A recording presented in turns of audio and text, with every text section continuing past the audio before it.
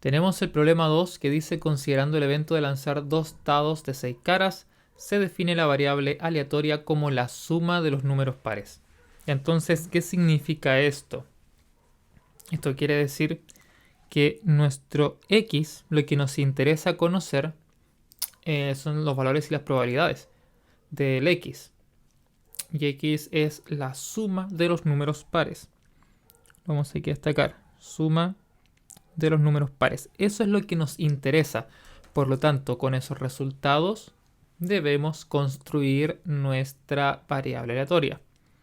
Pero obviamente, para poder saber cómo se va a comportar esta variable aleatoria, lo que primero debemos hacer es determinar el espacio muestral. Recordemos que el espacio muestral es el conjunto de todos los resultados posibles. Y si yo lanzo dos dados y voy a sumar sus elementos, tengo que primero conocer cuáles son todas las combinaciones posibles.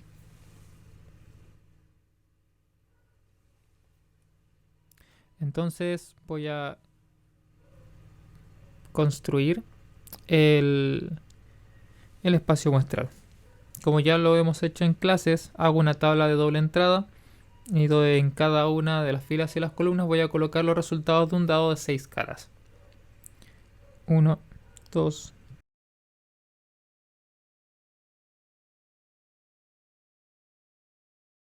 y ahora con los resultados del otro dado.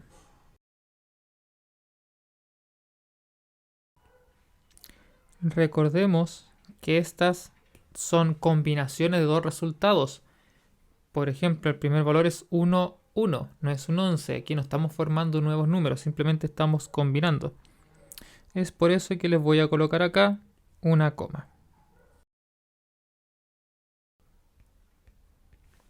Y listo. Ahí tenemos todas las combinaciones posibles de lanzar dos dados de 6 caras. Entonces nuestra variable nos pide encontrar la suma de los números pares. ¿Qué números pares tenemos en los dados? Tenemos el 2. Se quedó muy grande. El 2, el 4 y el 6. En ambos dados, esos son los números pares. Por lo tanto, los números donde estos se combinan van a ser los resultados. Entonces, el 2 con el 2, el 2 con el 4, el 2 con el 6, el 4 con el 2, el 4 con el 4 y el 4 con el 6, y el 6 con el 2, el 6 con el 4 y el 6 con el 6. Esas son las únicas combinaciones que me sirven, ya que son las únicas combinaciones donde ambos números son números pares. Listo, ahí tenemos nuestro espacio muestral. Esto no es parte todavía ni de la esperanza, ni de la varianza, ni de la desviación estándar, pero es un paso siempre necesario. Lo siguiente es construir los elementos que a mí me sirven, que es la suma. Si nos fijamos, nos damos cuenta, aquí solamente interesa conocer el valor de la suma, de los números pares. No interesa conocer el valor de todos los números, o sea, de la suma de todos los números. O sea, no me interesa, por ejemplo, saber qué pasa con la suma del 1,1, del 3,5, del 5,3, del 5,1. ¿Por qué? Porque esas son sumas de números impares. Tampoco me interesa el 2,1 o el 1,4, porque el 2 será un número par, pero 1 es un número impar. Por lo tanto, tampoco me interesa esa suma. ¿Esto qué quiere decir o para qué digo todo esto? Es porque si nosotros ahora construimos la tabla de los resultados, no tenemos que construir todos los resultados. Solamente necesitamos los resultados de los números que están en verde. El resto de los resultados no nos interesa. Entonces, para que mantengamos un orden, voy a volver a escribir las entradas de esta tabla, que son los números de los dados. 1, 2. Y ahora voy a escribir solamente la suma de aquellos números que me sirven. 2 y 2 son 4. 2, 4, 6. Ya, ahí tenemos. Obviamente todas las otras celdas están ocupadas con resultados. Ya, todas estas otras celdas tienen resultados. Pero resultados que para el problema no interesan. Porque el problema nos pregunta y nos pide trabajar sobre la suma de los números pares. no sobre la suma de todos los números. Y entonces, calcular el resto de las sumas no tiene ningún sentido. Entonces, con este trabajo, ahora sí puedo comenzar a construir primero el recorrido de la variable x. X es igual, lo voy a colocar acá, suma números pares. Entonces, ¿qué valores puede tomar x? X puede tomar los siguientes valores. X puede ser igual a 4, ya que es el primer resultado que nos aparece, lo vamos a marcar con verde. X puede ser igual a 6, que tenemos dos resultados. Puede ser igual a 8, donde hay tres resultados. X puede ser igual a 10. X puede ser igual a 12. Ahí tenemos los resultados. Entonces X puede ser igual a 4. Y así hemos escrito el recorrido de la variable X. O sea, X puede tomar solamente estos valores porque solo estos valores son resultado de la suma de dos números pares. Ya, ahora vamos a calcular las probabilidades asociadas a la variable X. Entonces, las probabilidades de X. Entonces, tenemos primero la probabilidad de que X tome el valor 4, o sea que X sea igual a 4. Y contamos cuántos tenemos ahí. Hay solamente un número 4. Entonces colocamos 1. Y lo dividimos por el total de resultados que me sirven dentro de la variable. En este caso, como había dicho su compañera Carla, es 9. Porque tenemos 1, 2, 3, 4, 5, 6, 7, 8 y 9. Resultados que son una suma de un número de números pares. Si hiciéramos la división por 36, no estaríamos cumpliendo una condición, que es que al final todas las probabilidades sumen 1. Y ahora vamos a verlo. Tenemos un noveno. La probabilidad de que X tome el valor 6. Ahí tenemos 2 novenos. La probabilidad de que X tome el valor 8 son 3 novenos. La probabilidad de que X tome el valor 10, tenemos dos números 10, por lo tanto es 2 novenos. Y la probabilidad de que X tome el valor 12 es 1.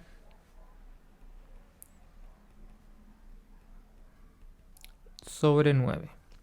Si yo hago la suma de todas estas probabilidades, un noveno más 2 novenos más 3 novenos más 2 novenos más 1 noveno, como tiene el mismo denominador, queda 9 y simplemente sumamos los numeradores. 1 más 2 son 3. Acá. 1 más 2 son 3. 3 más 3 son 6. 6 más 2 son 8. Y más 1, 9. Por lo tanto, es 9 sobre 9 y esto es igual a 1. Y ahí se está cumpliendo la propiedad que dice que la suma de todas las probabilidades tiene que ser igual a 1. Hacer la división por 36 es considerar un subconjunto. Y eso implica que no solamente tendríamos que buscar las probabilidades de que X sea igual a 4, a 6, a 8, a 10 y a 12, sino hay que buscar las probabilidades de que X sea igual a todas las sumas, o sea, las 36 sumas. Y esa es la única forma de poder cumplir con la propiedad que tienen las probabilidades, en que la suma de todas las probabilidades de cada uno de los resultados del recorrido de X tiene que ser igual a 1. Entonces eso les sirve para comprobar si el problema está bueno o está malo. Teniendo esto listo, ya podemos avanzar a calcular nuestras medidas de dispersión. Entonces acá vamos a calcular la esperanza, la varianza y la desviación estándar.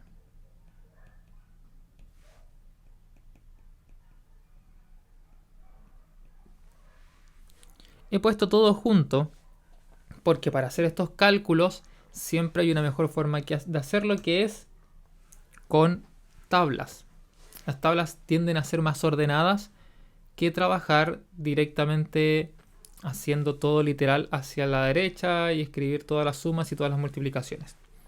¿Cómo sería esta tabla? Primero colocamos el valor que puede tomar x. Entonces x sub i.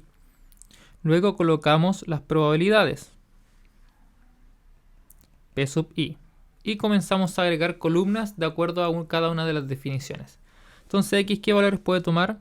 X puede tomar el valor 4, 6, 8, 10 y 12. Y las probabilidades son 1 sobre 9, 2 sobre 9, 3 sobre 9, 2 sobre 9 y 1 sobre 9. Entonces, lo siguiente es determinar la esperanza. La esperanza de x es igual a la sumatoria de xi por p sub i. O sea, simplemente la suma de todos los valores por su probabilidad. Entonces lo más sencillo es agregar una columna a esta tabla y colocar en el encabezado de esta nueva columna la operación que se va a realizar, que en este caso es x por p sub i. Eso lo colocamos ahí arriba. ¿Qué me va a quedar? xi por p sub i. Y comienzo a hacer las multiplicaciones. 4 por 1 noveno es 4 novenos. 6 por 2 novenos es 12 novenos. 8 por 3 novenos es 24 novenos. 10 por 2 novenos es 20 novenos. Y 12 por 1 noveno es 12 novenos. Y luego simplemente hacemos la suma. Ahí está la calculadora. Entonces tenemos, como sabemos que todos los elementos tienen el mismo denominador, que es 9, ya sabemos que se mantiene el denominador y se suman los numeradores. 4 más 12 más 24 más 20 más 12 igual 72 novenos. Si hago esta operación, 72 dividido 9 me va a dar 8. O sea, el valor esperado de las sumas de los números pares al lanzar dos dados de 6 caras es 8. Esta es la esperanza de x, o mu de x. Lo siguiente, la varianza. La varianza de x está definida como la suma de el valor menos la esperanza, o también recuerden que puede ser mu, que también es la esperanza, mu al cuadrado por su probabilidad. Por lo tanto, ¿qué vamos a hacer? Esto que está aquí lo vamos a colocar acá arriba y vamos a construir la tabla. Entonces, vamos a tener paréntesis x sub i, que fíjense que es el valor, menos mu, o la esperanza, vamos a colocar también acá mu para que no se confundan, elevado al cuadrado por la probabilidad. En el primer caso, ¿qué voy a tener? El primer valor es 4 menos la esperanza, que es 8, al cuadrado por la probabilidad, que es 1 noveno. Y eso me da como resultado, vamos a ver, vamos a borrar, paréntesis, 4 menos 8 al cuadrado por 1 noveno. Me da 1,78. Lo siguiente es, voy a escribir solamente el resultado. Entonces, en el segundo caso, vamos a tener paréntesis, el valor que es 6, menos la media que es 8. Todo eso elevado al cuadrado por la probabilidad que es 2 novenos. 2 dividido 9. 0,89. El tercero es, abrimos paréntesis, 8 menos 8, eso me va a dar 0, elevado al cuadrado y multiplicado por la probabilidad, que es 3 novenos, es 0, porque 0 multiplicado por cualquier cosa es 0. Lo siguiente, el siguiente valor es 10 menos 8, cerramos paréntesis, al cuadrado por su probabilidad, que es 2 novenos, me da 0,89. Y el último, que es 12 menos 8, cerramos paréntesis, al cuadrado por su probabilidad, que es 1 noveno, me da 1,78. Entonces, nuevamente, como hemos hecho el cálculo de cada uno de esos elementos, están acá, lo que nos queda ahora es sumar hacia abajo. Entonces vamos a realizar la suma. ¿Qué tenemos? 1,78 más 0,89 más 0. Ya sé que da lo mismo, pero coloquémoslo igual. Más 0,89 más 1,78. Y me da 5,34. 5,34. Esa es la varianza. Coloquemos ahí varianza.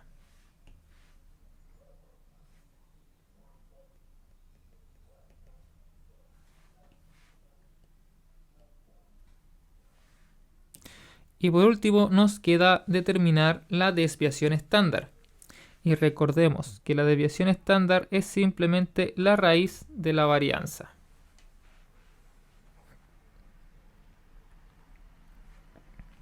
O sea, vamos a tener que la desviación estándar es la raíz cuadrada de 5,34 y eso da como resultado raíz de 5,34, 2,331. Entonces la desviación estándar es 2,31. Y ahí está resuelto el problema. Entonces aquí tenemos todos los resultados.